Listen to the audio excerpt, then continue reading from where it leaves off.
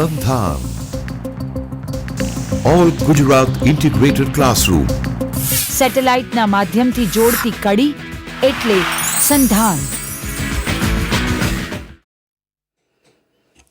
નમસ્કાર. સર્વે આદરણીય અધ્યાપક મિત્રો તથા વાલા વિદ્યાર્થી ભાઈઓ અને બહેનો, બાયસેગ સ્ટુડિયો પરથી પ્રસારિત મનોવિજ્ઞાન વિષયની આ વ્યાખ્યાન શ્રેણીમાં હું ડૉક્ટર નિલેશ ગઢવી અને મારા સાથી સહાયક પ્રોફેસર ડૉક્ટર ઉર્વી ગોસ્વામી આપ સર્વેનું હાર્દિક સ્વાગત કરીએ છીએ, અભિવાદન કરીએ છીએ. મિત્રો, આજે આપણે સૌ એવા વિષય પર ચર્ચા કરવાને માટે ઉપસ્થિત થયા છીએ કે જેનું મૂલ્ય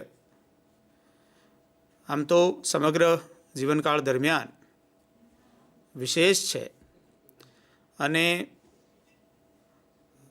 એ વિષય વિનાના જીવનની કલ્પના પણ ન થઈ શકે એટલો આ મહત્ત્વનો વિષય છે. એમાં પણ ખાસ કરીને વિદ્યાર્થી કાળમાં એની ઉપયોગિતા, કારણ કે ત્યાં સ્મૃતિની સાથે સાથે એનું જે પુનરાવહન છે, ખાસ તો યાદ હોવું અને એની સાથે સાથે યાદ છે એ રજૂ કરવું. તો અહીંયા એ રજૂઆતનો જે આખો ગાળો છે વિદ્યાર્થી કાળનો, એમાં એનું વિશેષ મહત્ત્વ એ રહ્યું છે. તો એ બાબતને ધ્યાનમાં રાખીને આજનો આ જે વિષય છે એ અહીંયા અત્રેથી એ આપની સમક્ષ એ મૂકવામાં આવશે. અને આજનો વિષય એટલે વિસ્મરણના કારણો અને સ્મૃતિ સુધારણા. તો સ્મૃતિ વિનાના જીવનની કલ્પના થઈ ન શકે. તમે ખાલી એક સેકન્ડ માટે એવો વિચાર કરો કે તમે જે કંઈ જાણો છો એ બધું જ જો અચાનક ભૂલી જાઓ તો તમારું જીવન કેવું હોય. એ કલ્પના જ એ ધ્રુજાવી દે તેવી, જે ખાસ તો જેને આપણે કહીએ છીએ ને કે આપણું કનેક્શન, અને એ કનેક્શનમાંથી આપણે ડિસ્કનેક્ટ થઈ જઈએ તો એ આખી જે વાત છે એ સ્વયં બતાવે છે કે જીવનમાં સ્મૃતિનું મહત્ત્વ, મૂલ્ય એ વિશેષ છે. અને પરિણામે જ સ્મૃતિને આમ તો વિલિયમ જેમ્સને જો આપણે અહીંયા યાદ કરીએ, જે બહુ મોટા ગજાના મજ્જાતંતુનિસ્ટ, ન્યુરોલોજિસ્ટ, એમણે મિત્રો એવું કીધું છે કે બુદ્ધિ અને સ્મૃતિ મગજના બંધારણ પર આધાર રાખે છે, જે જન્મગત છે, જેમાં ત્યારબાદ કોઈ ફેર પડતો નથી. તો એ અર્થમાં બુદ્ધિ અને સ્મૃતિને આપણે વારસાગત ગણાવી શકીએ.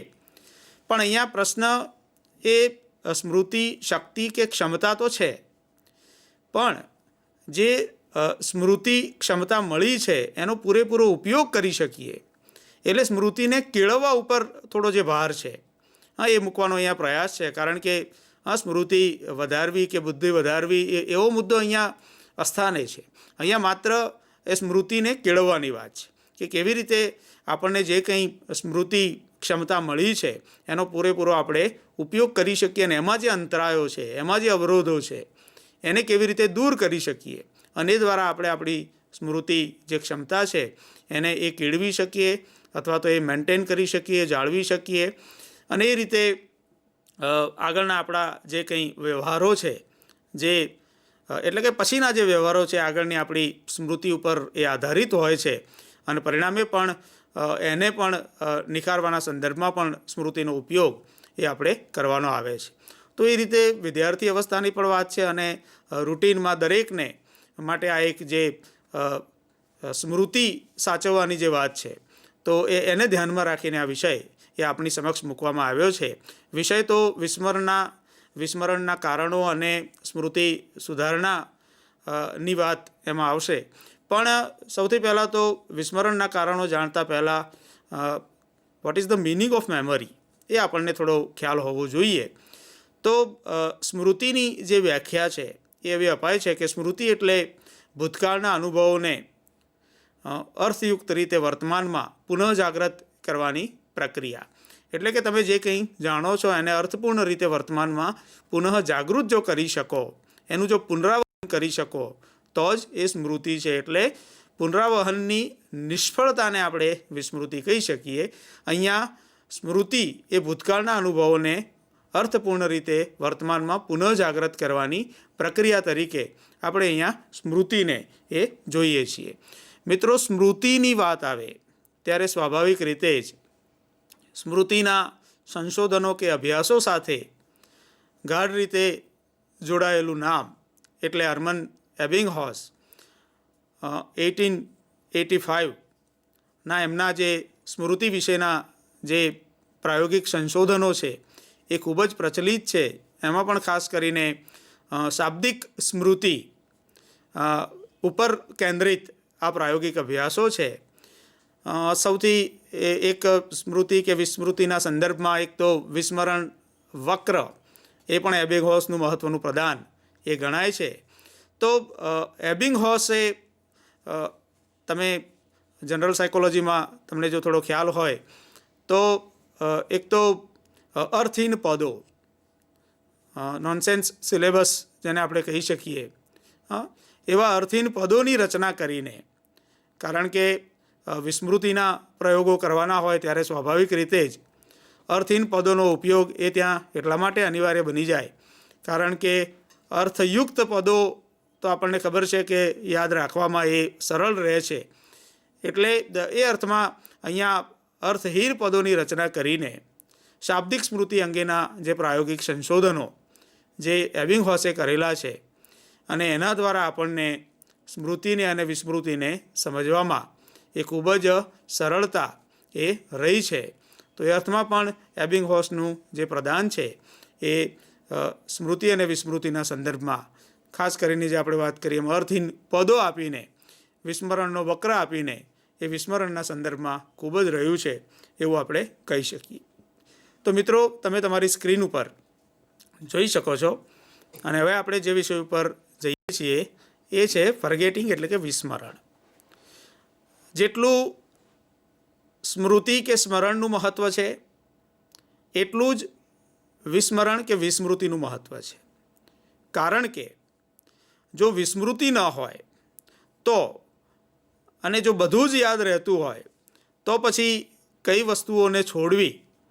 કારણ કે આગળ આપણે કેટલીક એવી વાતો કરીશું ત્યારે જોઈશું કે અત્યારે જે બહુ મોટો પ્રશ્ન એ વિસ્મરણના સંદર્ભમાં જે સર્જાઈ રહ્યો છે તો ખરેખર જે જરૂરી છે, ઉપયોગી છે એ તો યાદ રાખવાનું છે, પણ યાદ નહીં રાખવા જેવી બાબતો જે ખરેખર ભૂલાવી જોઈએ કારણ કે એ જ અહીંયા અવરોધક પરિબળો તરીકે સ્મૃતિમાં એ પોતાની ભૂમિકા ભજવે છે. અને એ અર્થમાં વિસ્મરણનું પણ મૂલ્ય, વિસ્મરણનું પણ મહત્ત્વ એ એટલા માટે જરૂરી છે. અને સાયકો એનાલિસિસમાં એમાં તો આપણે જોઈશું કે જે દુઃખદ પ્રસંગો છે, આઘાતજનક પ્રસંગો છે એ જો આપણે ભૂલી જ ન શકતા હોય તો એનો ખાસ તો એમ કહી શકીએ કે સતત એનો પ્રભાવ એ આપણા ઉપર, આપણા વર્તનો ઉપર એ રહે અને પરિણામે એ બિહેવિયર છે એ સ્પ્લિટ થાય અથવા તો પછી જેને આપણે કહીએ છીએ કે એક જ પ્રકારના ઇમોશનમાં, એક જ પ્રકારના ભાવમાં એ આપણે આખું જીવન જીવવું પડે એવી પરિસ્થિતિ એ સર્જાઈ શકે. અને ઘણા બધા લોકોમાં આપણે એવું પણ જોઈએ છીએ કે આઘાતજનક બનાવોની જે અસરો છે એમાંથી એ બહાર આવી શકતા નથી અને પરિણામે એમનું બાકીનું જે જીવન છે એમાં પણ કેટલાક જે પ્રશ્નો છે, સમસ્યાઓ છે એને લીધે સર્જાય છે. તો એ અર્થમાં પણ જેટલું મહત્ત્વ સ્મૃતિનું છે એટલું જ મહત્ત્વ વિસ્મૃતિનું છે. અને એ અર્થમાં આપણે વિસ્મૃતિનો અર્થ એ આપણે જોયો કે ખાસ તો જે આપણે સ્મૃતિમાં જોયું હતું એમ અહીંયા પુનરાવહનની જે નિષ્ફળતા છે ત્યાં તો આપણે પુનરાવહન કરીએ છીએ તો એ સ્મૃતિ બને છે, પણ જ્યારે એ પુનરાવહનમાં આપણને નિષ્ફળતા મળે છે ત્યારે આપણે એને વિસ્મૃતિ તરીકે, ફર્ગેટિંગ તરીકે એ ઓળખીએ છીએ. તો આ તો થઈ આપણા જીવનમાં વિસ્મૃતિના મૂલ્ય કે મહત્ત્વની વાત અને વિસ્મરણના અર્થની વાત. પણ હવે આપણે ખાસ જે વિષય ઉપર આપણું ફોકસ કરવાનું છે એ છે વિસ્મરણના કારણો. હા, એવી તો કઈ બાબતો છે, એવા તો એ કયા કારણો છે કે જે વિસ્મરણમાં મહત્ત્વની ભૂમિકા ભજવે છે. એટલે આ કારણો જો દૂર કરવામાં આવે તો આપોઆપ સ્મૃતિ છે એ આપણે સુધારી શકીએ. અને અગાઉ જે વાત કરી કે સ્મૃતિ કેળવવાની જે વાત છે, તો એ સ્મૃતિ કેળવવા માટે પણ આ જે પરિબળો છે કે કારણો છે એ મહત્ત્વની ભૂમિકા ભજવે છે.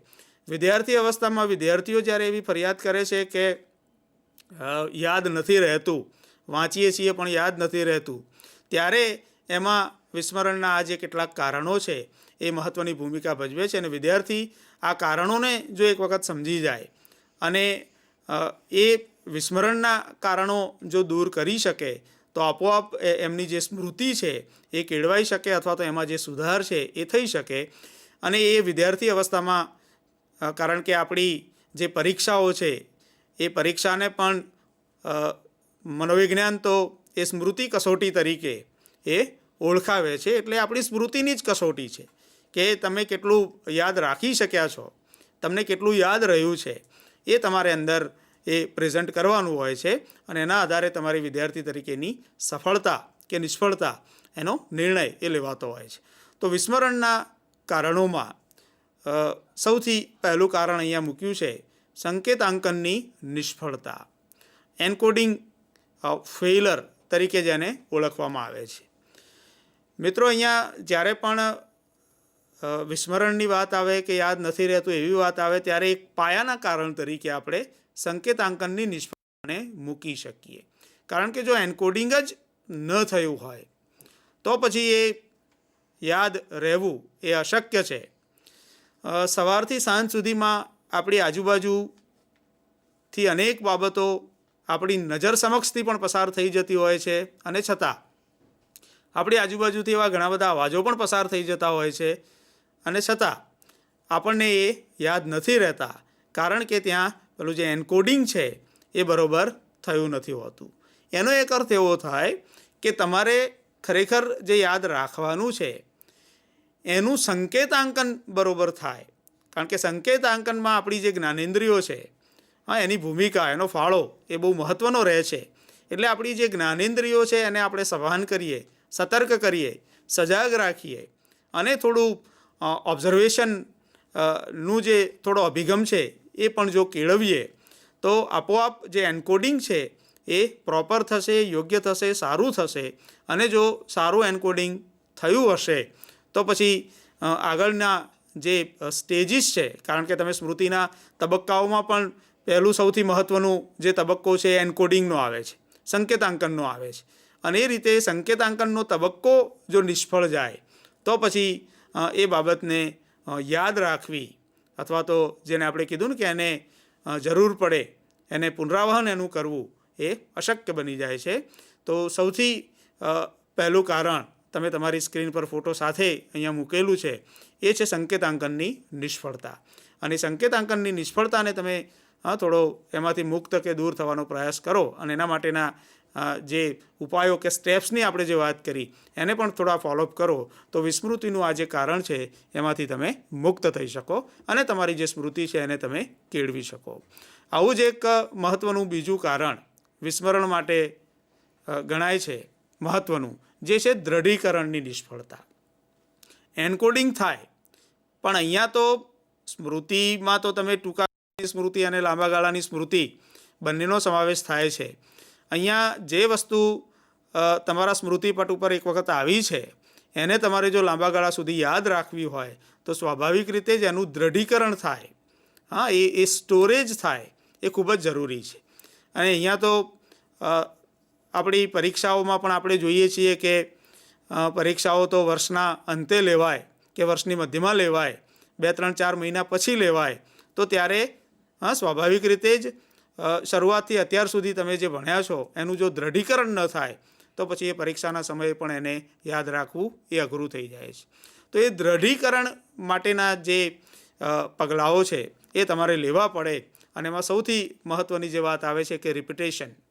સમયે સમયે જે કંઈ તમે ભણ્યા છો, શીખ્યા છો અથવા તો જે કંઈ તમારે ભવિષ્યમાં પુનરાવહન જેનું કરવાનું છે એવી તમામ બાબતોનું સમયાંતરે પુનરાવહન થાય.